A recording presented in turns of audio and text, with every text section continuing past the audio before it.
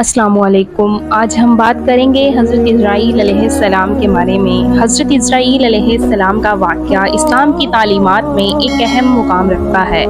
حضرت اسرائیل علیہ السلام کو فرشتہ موت، ملک الموت کہا جاتا ہے۔ ان کا کام اللہ کے حکم سے روح قبض کرنا ہے۔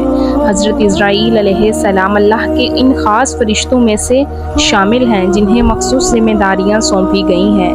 آپ کا کام مخلوق کی روح قبض کرنا ہے، چاہے انسان ہو یا جن۔ ایک مرتبہ حضرت موسیٰ علیہ السلام سے حضرت اسرائیل علیہ السلام ملاقات کے لیے آئے۔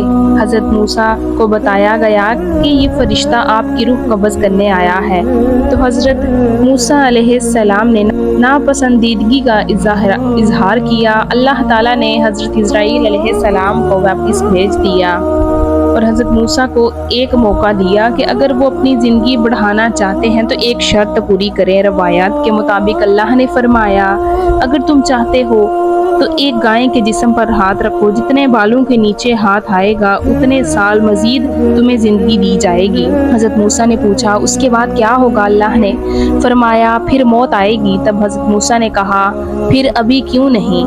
اور اللہ کے حکم سے حضرت اسرائیل علیہ السلام نے ان کی روح قبض کی۔ فرشتوں کی ایک ٹیم ہوتی ہے، لیکن اصل کام حضرت اسرائیل کا ہوتا ہے۔ نیک لوگوں کی روح آسانی سے قبض کی جاتی ہے، جیسے پانی کا قطرہ پھسل کر برتن سے گر جائے۔ گناہگار کی روح سختی سے قبض کی جاتی ہے، جیسے کانٹوں والی جھاڑی کو گیلی اون میں کھینچا جائے۔ حضرت اسرائیل علیہ السلام اللہ کے حکم کے پابند ہیں۔ وہ کبھی اپنی مرضی سے روح نہیں نکالتے۔ ان کا ہر عمل مکمل طور پر اللہ کے حکم سے ہوتا ہے، نہ ایک لمحے پہلے نہ ایک لمحہ بعد۔ حضرت اسرائیل علیہ السلام صرف اللہ کے حکم سے ہی روح قبض کرتے ہیں۔ موت کا وقت مقرر ہوتا ہے اور جب وہ آ جائے تو کوئی اسے ٹال نہیں سکتا۔ اللہ تعالیٰ اپنے نبیوں کو بھی موت کے بارے میں اختیار دیتا ہے، جیسا کہ حضرت موسیٰ علیہ السلام کے واقعے سے ظاہر ہے۔ حضرت اسرائیل علیہ السلام کوئی ظالم نہیں، بلکہ وہ صرف ایک فرما بردار فرشتہ ہیں۔ حضرت سلیمان علیہ السلام کا زمانہ تھا۔ اللہ تعالیٰ نے انہیں بڑی شان و شوکت عطا فرمائی تھی۔ ایک دن حضرت سلیمان کے دربار میں ایک شخص بیٹھا ہوا تھا۔ اسی وقت حضرت اسرائیل علیہ السلام بھی وہاں آ گئے۔ جب حضرت اسرائیل نے اس شخص کو غور سے دیکھا، وہ شخص یہ دیکھ کر ڈر گیا اور پریشان ہو گیا۔ جب حضرت اسرائیل وہاں سے چلے گئے تو وہ شخص حضرت سلیمان سے کہنے لگا، اے اللہ کے نبی، آپ نے دیکھا وہ فرشتہ مجھے کس طرح گھور رہا تھا؟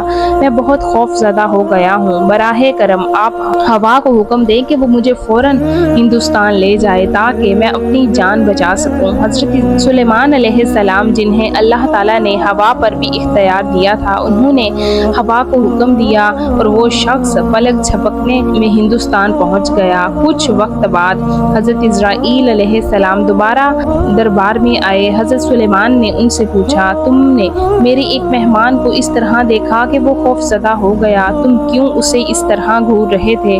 حضرت اسرائیل علیہ السلام نے عرض کیا، اے اللہ کے نبی، میں حیران تھا کہ اللہ تعالیٰ نے مجھے حکم دیا ہے کہ آج اس شخص کی روح ہندوستان میں قبض کرنی ہے اور وہ یہاں آپ کے دربار میں بیٹھا ہوا ہے۔